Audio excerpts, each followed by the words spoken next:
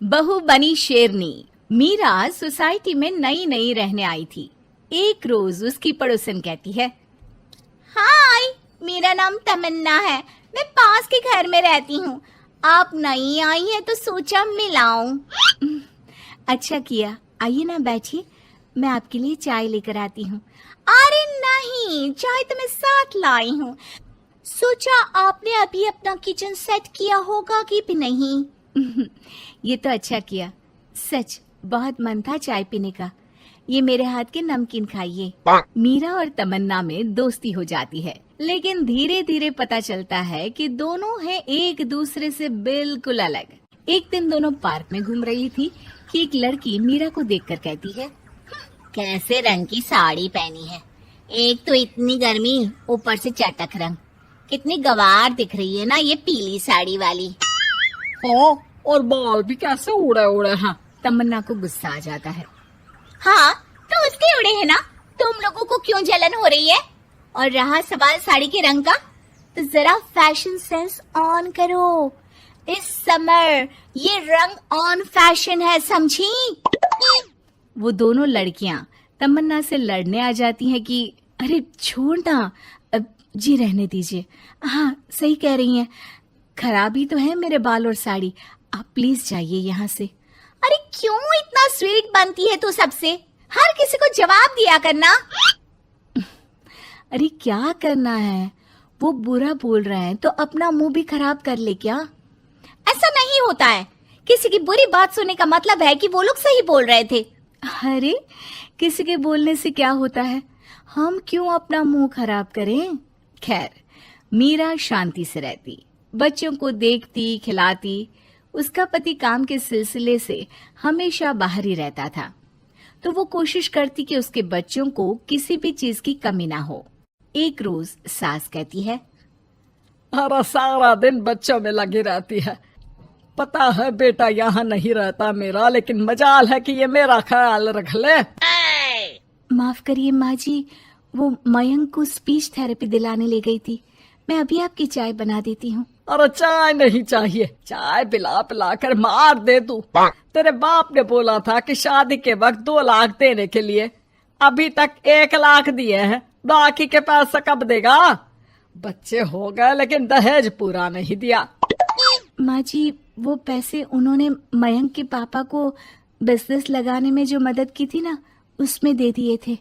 अरे वाह जी वाह, उसमें तो देना ही पड़ेगा ना, वो तो अलग से पैसे थे। तू रोज खाती है पीती है, उसके पैसे कहाँ से आएंगे? और ये तेरे बच्चे। तभी मीरा को गुस्सा आ जाता है। वो सास को आंख दिखाती है और सास कुछ सोचकर वहां से निकल जाती है। तभी वहां मीरा की दोस्त आ जाती है। क्या कह रही थी? कौन से पैसे ले लिए तेरे पापा ने? मीरा मुस्कुरा देती है। अरे वो पुराने लोग हैं ना, अपने तरीके से सोचते समझते हैं, छोड़ ना। और बता कैसे आना हुआ? अरे तेरा कुछ नहीं हो सकता, मेरी सास होती ना तो ऐसा मुंह तोड़ जवाब देती कि देखती ही रह जाती। मीरा मुस्कुरा देती है। मीरा सारा दिन घर का काम करती, शाम को तमन्ना के साथ अपने बच्चों को लेकर पार्क में जाती, जहां दोनों के बच्चे मिलजुल कर खेलते। अच्छा तमन्ना, मैं कुछ दिन बिजी रहूंगी, हस्बैंड आ रहे हैं ना, तो अगर मैं ना आ सकूं तो तुम आ जाना बिना कुछ सोचे। मीरा घर आ जाती है जहां पति पहले से ही मौजूद होता है। तो मोहतरमा, वक्त मिल गया पति के लिए? अरे आप तो कल आने वाले थे ना? हाँ, लेकिन सरप्राइज देने की सोचा तुमको। कहाँ गए थे बच्चों के साथ? अरे बस पार्क तक गई थी बच्चों को खिलाने के लिए। वैसे अगर आपने सरप्राइज नहीं दिया होता तो मैं कुछ स्पेशल बनाती आपके लिए। अरे तुम्हारे हाथ की तो सिंपल दाल भी स्पेशल होती है। कुछ भी बना लो मीरा। मीरा का पति उससे बहुत प्यार करता था, वो उसे समझता था, लेकिन कभी कभी उस पर गुस्सा भी हो जाता था। अरे घर पर कोई है? कहाँ है मीरा? तभी तमन्ना के कान में मीरा के पति की आवाज आती है। यार बच्चे बच्चे, हमेशा तुम्हारा ध्यान बच्चों पर रहता है। चलो ठीक भी है, लेकिन मेरा भी तो सोचो। तुम्हें कौन सी शर्ट साफ करने को कहा था और तुमने कौन सी कर दी? यार पता नहीं ध्यान कहाँ रहता है तुम्हारा। जरा सी भी स्मार्टनेस नाम की चीज नहीं है, न बोलना आता है न समझना। मुझे आपने सफेद शर्ट साफ करने को कहा था, ये सफेद ही तो है। अरे पागल औरत, मुंह से सफेद निकल गया होगा, ये नीली करनी थी। लेकिन तुम खुद की अकल लगाओ तब ना पता चले कि कौन सी करनी है। तमन्ना बाहर खड़ी सब सुन रही थी। उसने वहां से निकल जाने में ही भलाई समझी, लेकिन अगले रोज पार्क में। देखो, मुझे गलत मत समझना, मैं ये नहीं कह रही हूँ कि तुम अपने पति से लड़ो या उसका मुंह तोड़ दो, लेकिन अपनी बात रखना तो सीखो। जमाना ऐसा नहीं है कि कोई किसी को कुछ भी सुना दे और अगला चुप रहे। चुप रहना ठीक है, लेकिन एक लेवल तक। मैं समझ रही हूँ तमन्ना, लेकिन मेरा नेचर कभी रहा ही नहीं। हाँ, मुझे भी गुस्सा आ जाता है, लगता है गलती कहाँ है, पर समझ में ही नहीं आता कि बोलूं क्या। खैर, बात आई गई हो जाती है। एक दिन मीरा के घर में बैठ तमन्ना और मीरा चाय पी रहे होते हैं कि वहां मीरा का बेटा रोते हुए आता है। मीरा घबरा जाती है। क्या हुआ बेटा? बेटे का रो रो कर बुरा हाल होता है। वो सिसकियां भर रहा होता है। क्या हुआ बेटा, कुछ तो बताओ। तभी पीछे से मीरा की बेटी भी आ जाती है। क्या हुआ भाई को बेटा? माँ, नीचे एक अंकल ने उसकी हंसी उड़ाई, उसे तोतला बोला। मीरा को बेटी की बात सुनकर गुस्सा आ जाता है। वो दौड़कर पार्क में बेटी के साथ जाती है।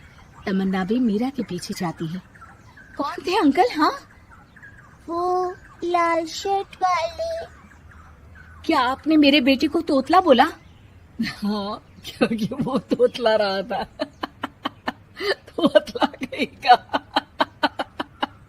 मीरा गुस्से से लाल हो जाती है और जोर जोर से चिल्लाने लगती है। मजाक समझा है क्या? किसी बच्चे के तोतलेपन को दूर करने के लिए माँ कितनी मेहनत करती है। मैं रोज उसे सबके सामने बोलने के लिए प्रेरित करती हूँ। बड़ी मुश्किल से मेरे बेटे ने बोलना सीखा है, उसे भी चुप करा दिया आपने। क्यों? मुझे माफ कर दीजिए। आपका बच्चा होता तो क्या उसका भी आप ऐसे ही मजाक उड़ाते?